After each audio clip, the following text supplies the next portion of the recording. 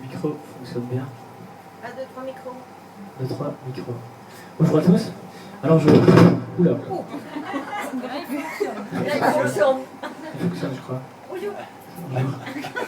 Ça va? Ouais. C'est votre soirée? Ouais. Ça a l'air d'aller en tout cas. Ouais. Par contre, tout l'équipe à côté de vous, ça a pas l'air d'aller. Non mais ça va aller. Ça va aller. Ça va? Ouais. Si jamais il y a un problème, vous n'hésitez pas à vous lever la main, vous dites que je me fais chier. Pas... Non mais aussi, ça ne va pas, la somme. Ça, pas de soucis. On peut y aller? Ça vous va? On y va. Ok, on y va. Alors voilà, je me présente parce qu'il me semble que la moindre des choses quand on arrive devant un public qui ne me connaît pas, c'est de se présenter. Donc je m'appelle, enfin je vais me présenter parce que là vous êtes tous en train de vous dire mais qui est cet homme qui s'agite devant moi et que je ne connais pas.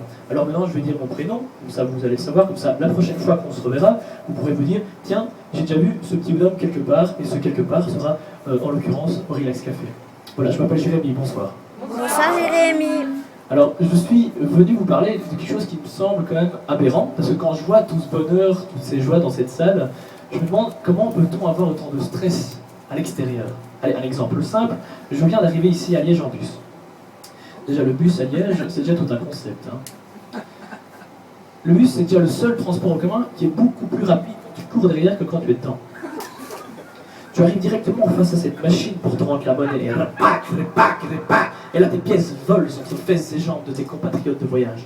À peine rentré dans le bus, tu te retrouves à quatre pattes, excusez-moi, et enfin remis à la surface, une légère brise de chaleur se fait sentir.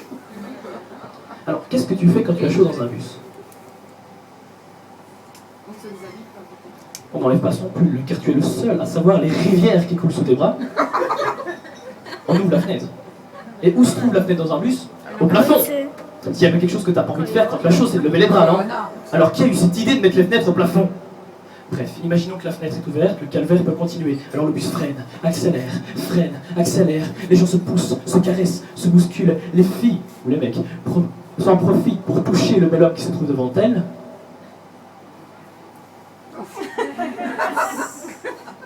Il faut qu'il soit là. Enfin, arrivé à ton arrêt, tu imagines que le calvaire est terminé, mais non, il te faut encore sortir. Impossible de sortir de cette masse, il faudra inventer un système d'extraction rapide. C'est mon arrêt, paf, boum. Sorti de là, tu as poussé, bousculé, maqué des gens que tu ne connaissais même pas. Et le seul slogan que ces connards ont trouvé, c'est le PEC, ça nous rapproche. Si c'est pas du foutage de gueule, ça? Non mais les transports en commun, il faut en parler. Le train est pas innocent non plus, celui-là. Allez, tu arrives dans le train, tu t'installes sur la banquette. Tu attends l'homme qui met l'ambiance dans les wagons. Il rôde quelque part. Il va surgir de nulle part. Le contrôleur. Le contrôleur. Bonjour monsieur, ticket s'il vous plaît. Vous n'avez pas votre ticket, je peux savoir pourquoi je n'ai pas été prévenu lors de l'insertion dans le wagon.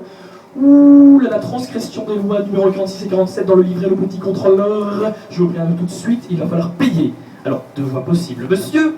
Soit 14,50 € ici et maintenant, soit 1783 € qui vont seront facturés. Quel est votre choix, monsieur?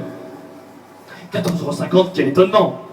Et avec le sourire, c'est toujours plus agréable, merci. La SNCB vous souhaite un agréable voyage dans ces trains. Alors, nous les jeunes, on a essayé le train, on a essayé le bus. Alors qu'est-ce qu'on attend? La voiture. Alors moi, on m'a toujours dit, Jérémy, la voiture, c'est l'évasion. Le voyage, c'est là où le mot liberté prend tout son sens. Eh bien, pas du tout. La voiture, mes amis, c'est avant tout une transformation de caractère. Tu peux être calme, gentil, doux, tendre. Toute personne qui prend son volant devient agressive. Si quelqu'un a le culot de faire la moindre erreur devant toi, et tu klaxonnes, le type devant lui s'énerve aussi, et il klaxonne en son tour, le gars derrière lui, mais il se dit, mais c'est moi qui ai klaxonné en premier, je ne vais pas le laisser faire, et il klaxonne de nouveau, lui devant il s'énerve aussi, et alors qu'est-ce qu'il dit? Il s'insulte de tous les noms, vous montre du doigt, mais les gars, on ne vous entend pas dans votre bagnole, tout ce qu'on entend, ce qu'on voit, c'est quelqu'un qui s'agite dans tous les sens, qui touche toutes ses commandes, alors il y a les phares qui clignotent, les clignoteurs qui clignotent, la ventilation dans la figure, et les suicidaires qui se mettent en route, et les phares qui clignotent, et les trucs...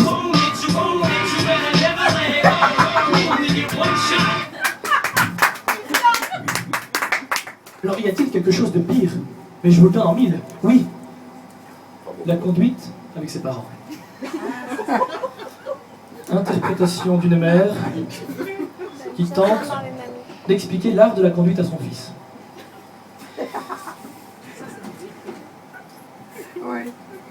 Alors Jérémy, nous allons commencer. Alors surtout ne stresse pas. Reste calme, prends ton ballon, prends ton ballon, prends ton ballon, prends ton ballon, prends ton ballon. Voilà, démarre Jérémy, démarre, voilà, avance, doucement Jérémy, doucement, zone 30, Jérémy, zone 30. Voilà, continue, ici à droite, non, à gauche Jérémy, à gauche, clignoteur, Jérémy, une voiture devant toi, tu ne l'avais pas vu Jérémy, reste en alerte, fais comme si je n'étais pas là.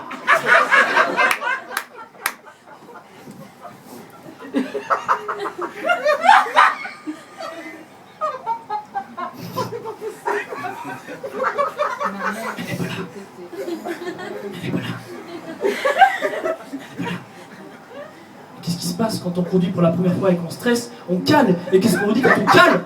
Ma bagnole! Qui va niquer ma bagnole? Mais les gars, on conduit pour la première fois. Il faudrait simplement nous dire, Jérémy, c'est ta première conduite, tu as calé, c'est tout à fait normal. Continue tranquillement à niquer mon moteur.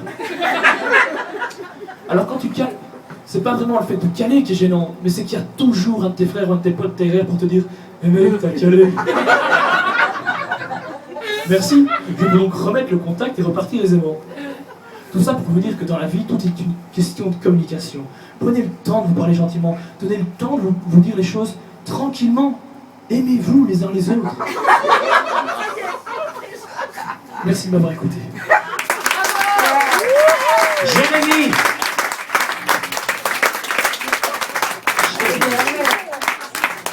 C'est pas facile d'être jeune. C'est pas facile de conduire non plus, hein.